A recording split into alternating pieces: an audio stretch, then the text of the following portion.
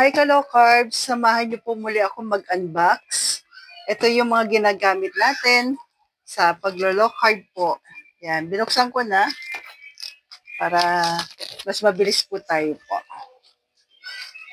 Alam niyo naman po tayong mga naglo-low carb, hindi basta-basta makakabili ng kailangan natin.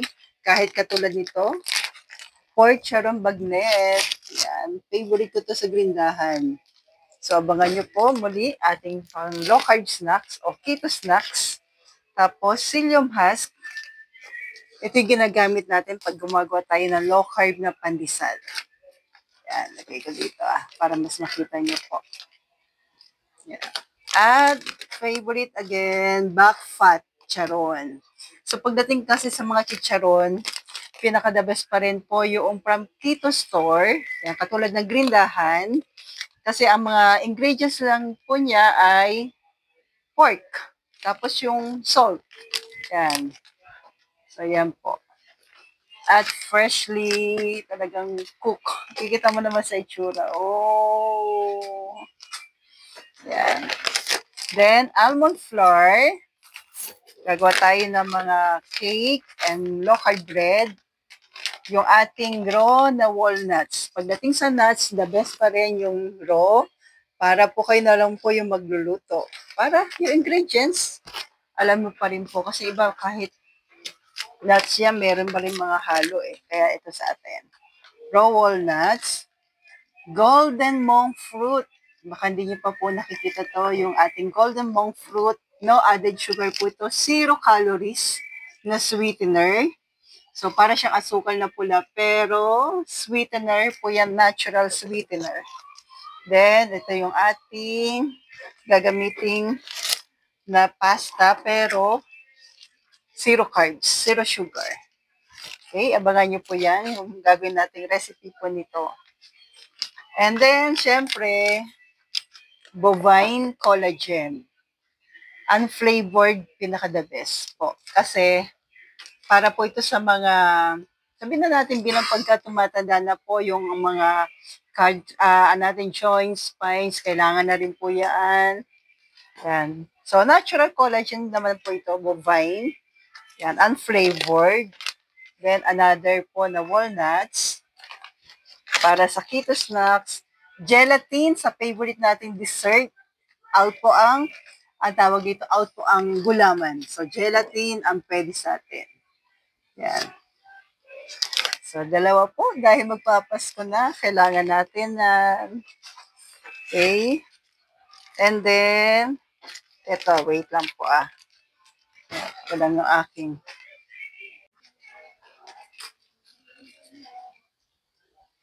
Okay, tuloy po natin. At itong pancake mix po. Meron na po kasing ganito po para kung nahihirapan po kayong mag-mix ng almond flour, coconut flour, ito po, sundan nyo lang yung kanyang procedure kung paano. So, pancake mix po ito po. Yan. So, maganda to kasi pagka-breakfast, di ba? Kung gusto lang mag-agahan, pag ayaw, yan. So, ang ganda ng pag-packaging ng grindahan. Yan, talagang alam mo yung sure na sure ka. Kasi ito, inopet ko na po ito. Yan. Para mas madali lang, may tumutulong na sa akin. Cheddar cheese po. Yan.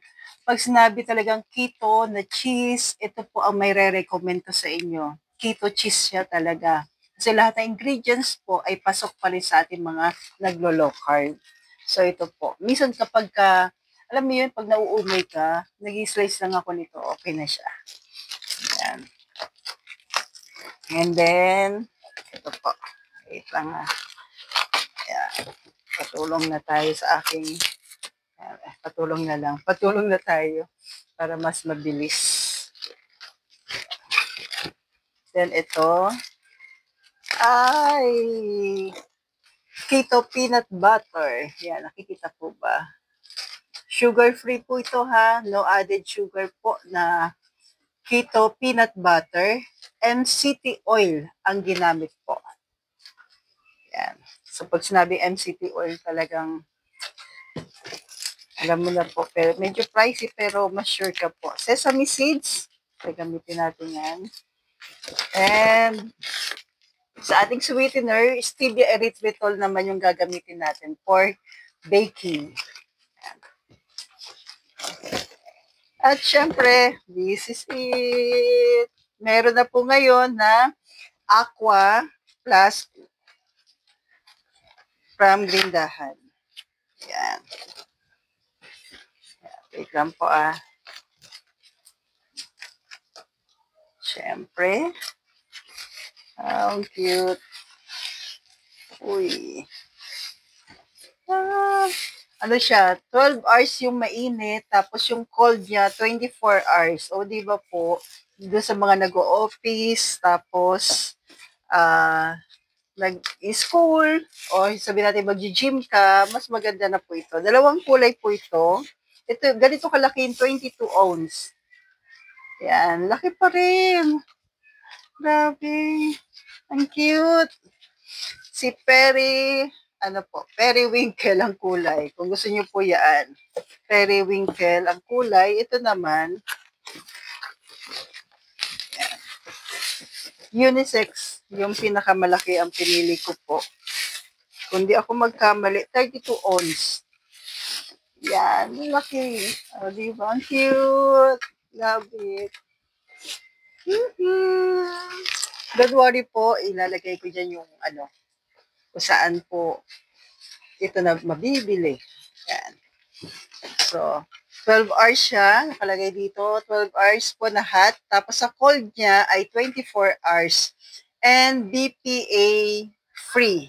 Yan, BPA free. Tapos stainless steel. And yan po.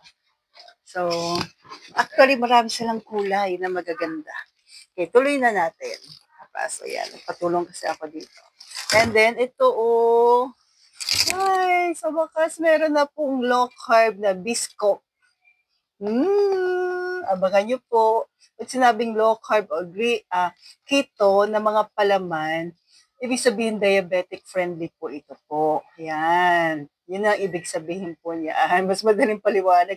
Pwede ba yan sa diabetic? Yes, pwede po. Pero syempre dapat din, wag din naman yung parang iba, parang halos papakinan. Tamang gamit lang din. Okay? So, biscuit po na keto. Yan. Pwede nating spread sa mga low carb na bread na gawa. Pag sabing low carb bread, gawa sa almond flour, gawa sa coconut flour, yan po yan. Then, yung pamalit natin sa soy na organic na coco aminos. Yan po. Ang sarap nito, manamis-namis siya, pero yung pagkatamis niya, natural lang. Yan po. Pero ang discarded po dyan, kasi marami iba na hindi nila actually discarded lang po yan. Konti lang nilalagay ko, tapos more on salt. Ang sarap po niyan. Then, ito po, abangan nyo po, teriyaki sauce na no added sugar. Maganda ito sa mga fried chicken, sa mga meat, maiba naman ang lasa, pero guilt-free kasi wala siyang sugar. Okay? Ang sarap po samahin yan, tsaka yung sesame seeds. Okay po. So, last po na 2. Yan. Ito po yung ating all-around na syrup para sa natin, pancake mix. Yan. Pancake syrup po natin, o kaya kahit sa pag-ulam, pwede rin naman enjoy our Christmas, this coming Christmas or special occasion na guilt-free pa rin, ka-low carbs. Salamat na lang kasi may mga ganitong store na gumagawa po ng ganito, syempre. Para ma-enjoy pa rin natin yung keto journey natin na guilt-free. Ito naman po ang teriyaki na no added sugar. So, doon muna po tayo. Abangan nyo po yung mga recipe na ating gagawin muli for this month. Pero, alam nyo po ba dito, ko lang habang konting oras na lang, pwede itong pangregalo ka-low carbs. And pwede mo rin gift sa yung sarili po. Pwede paglagyan ng electrolytes or ano pa man na drinks na paborito mo po. So, don't worry po, isi-share ko po dyan. Kung may mga tanong po kayo, pwede po kayo mag-comment dyan. Tapos, abangan nyo yung ating mga recipe. So, stay healthy, stay low carb, gawa ka na rin ng list. para hindi ka po mahirapan po. Nawa maging dagdag idea po to sa iyo po.